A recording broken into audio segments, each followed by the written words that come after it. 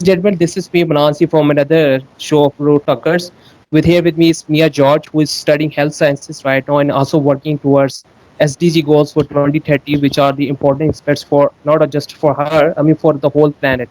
So, I mean, right now the whole world is facing this huge pandemic, and everyone is suffering from this, regarding they are accepting it or not. But the thing is that everyone is suffering from it. So we're gonna ask Mia regarding how she's coping with that. So Mia, would you like to tell us about how you were coping against this disease which has spread, all over the world? Well, personally, it was like the way it first impacted me was in terms of school being canceled, and then all businesses were forced to go online or to just stop all actions. I live here in Canada, and so we were pretty early in shutting things down, but there's still a lot of changes. I switched to doing a lot of things remotely, but also some things just couldn't happen at all. We're currently in a phase of reopening, but there's been a lot of uh, confusion over what we should do as members of the public to keep ourselves safe.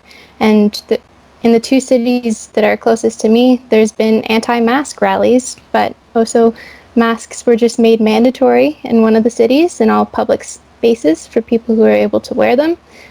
So there's been a lot of changes. So when did you first know about this, COVID-19?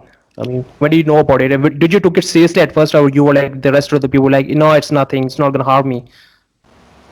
Well, I first heard about it back in January, and then I didn't think much of it. I honestly thought it was going to be an internet thing that's blown out of proportion. I was traveling in February, and then early March was when things suddenly kind of clicked that this is really serious and it's going to impact people all around the world. Okay. So, I mean, do you know that who created this virus? Is it man-made or natural? First question is that, and if it is man-made, who you gonna blame this for the virus? I mean,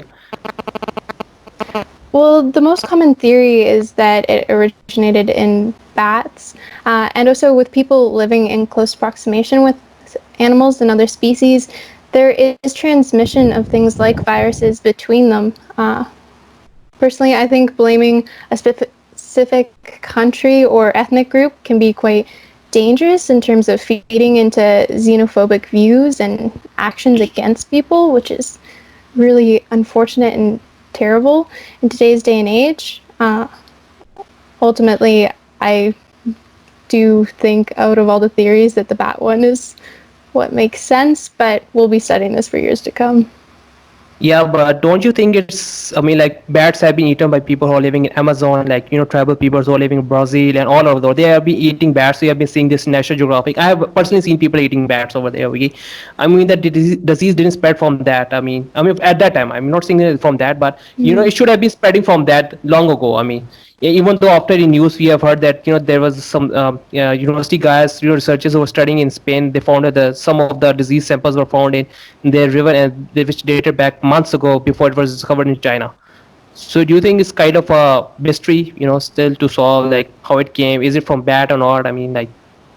Yeah, we will still be looking into this for many, many years, and things will come to light later on that we don't know currently. So do you think that being working and being born in one of the most developed nation of the world right now, do you think a lead on making a vaccine and is gonna like get the world free of this pandemic? The only vaccine that I've been kind of watching the progress for is the one out of the University of Saskatchewan in Canada, because they've had some successful or informational, at least, preclinical trials with a type of rodent.